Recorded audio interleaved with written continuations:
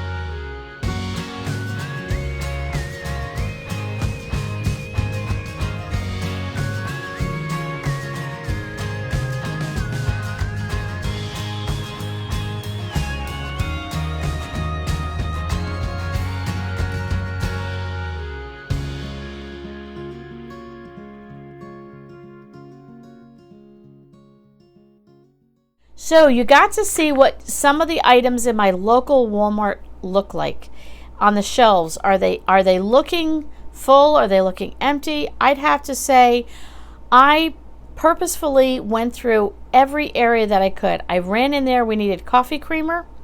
We have a family member's birthday celebration tomorrow night, so I needed to pick up something for that. I think, what else did I need? I needed bread.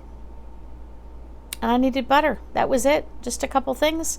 My pantry's full, and so I didn't really need a whole lot. Picked those items up, but purposefully went through each area of Walmart. So I looked through the bakery section.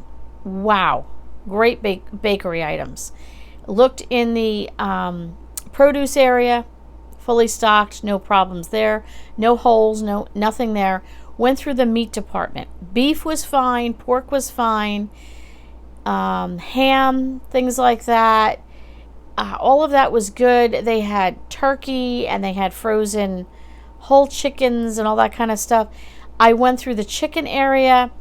It was a little sparse in one or two of the shelves, but I don't really know what would have been missing, because on the other side of it, they had plenty of boneless chicken, chicken thighs, chicken drumsticks. So I don't really know what would have been missing there, but my local Walmart, even on a good day, can be sparse at times. So I wasn't overly concerned. I did look, I like the chicken tenderloins that you can get, the 3-pound bag, frozen 3-pound bag. They had chicken thighs and they had chicken breasts. They did not have any chicken tenderloin. That area was empty. But again, it wasn't a big deal. They had the chicken breast, they had the chicken thighs. It was one item out of how much. So I wouldn't say that was an alarming anything. Went down the baking area, cake mixes and flour, sugar, all of that. No problem there whatsoever. Plenty of stuff there. Plenty of spices. Went through the canned goods. Canned vegetables were fine. Canned fruits were fine. Went through the pasta. Spaghetti sauces were fine. Now, the pasta, lean, not empty. I would say a little lean on the Great Value brand pasta. That's not to say I couldn't get pretty much, I think, every style pasta I wanted, but it wasn't fully stocked. Yet the Barilla, the Ronzoni, and every other brand that's there, that was fully stocked. What else? I went through frozen pizzas and looked through that and other frozen stuff. That was fully stocked. Went through the cheeses and the bacon and the sausages. That was fine. Went through the dairy. Looked at all the eggs and the milks. That was perfect. The yogurt, orange juice, paper products, toilet paper, cleaning products. Went through all of that. There was nothing I would say we were lacking. Everything was there. I was there probably about 2 months ago, and I had mentioned the same thing, that we were well stocked. There were pallets everywhere. Back then, 2 months ago, we were well stocked, and people had tidbits to say, let's just say, on the negative side of why it was what it was. Well, let's fast forward 2 months later, and we are blessed to say we're still doing okay. It was interesting because there were more staff than I've ever seen at Walmart. I guess maybe they had a new hiring frenzy. I don't know, but it was great because every aisle I went down for food, there was somebody, there was at least 2 people in every aisle loading. Like I went down the cookie aisle. There was a guy there, and then there was a guy on the end cap, and they had one of those, those little elevator ladder things, putting stuff on the top shelf. But there were staff everywhere. If you needed help, there were plenty of people around. I don't normally see that at Walmart. When I went to check out, they had 4 or 5 registers open. Usually we have 1, sometimes we have none. But there were 4 or 5 registers open. There was maybe 2 or 3 people on each line. I did the self-check. That went through quickly. Did a quick walk through the clothing, the shoes, makeup and toiletries, and just did a scan. So I have to say I was very pleased with everything that I saw. No problems, no holes, no nothing. It was great. Overall, I'd say the prices were decent. It's like anything. You've got to know your prices, and you've got to be flexible. That's the one thing, if you're a food snob and you only like certain brands, and you only like certain sizes, and you only like a certain whatever, you're going to pay the price, You got to get things that are on sale. You got to be flexible with what other things you can find. You have to be creative. And the other thing is, a lot of people for many, many years were food snobs. You hear it on YouTube all the time. Well, you have to have the perfect meal or whatever. Well, that would be great. But sometimes you just have to feed yourself, and you've got to feed your family. And if you're on a really tight budget, you're going to have to do what you're going to have to do. If you saw my video last night about quick and easy meal, I talked about boxed macaroni and cheese. You can go to Walmart and get a boxed macaroni and cheese for 37 cents. You can add a can of peas, or even a half a can if you're a family of 1.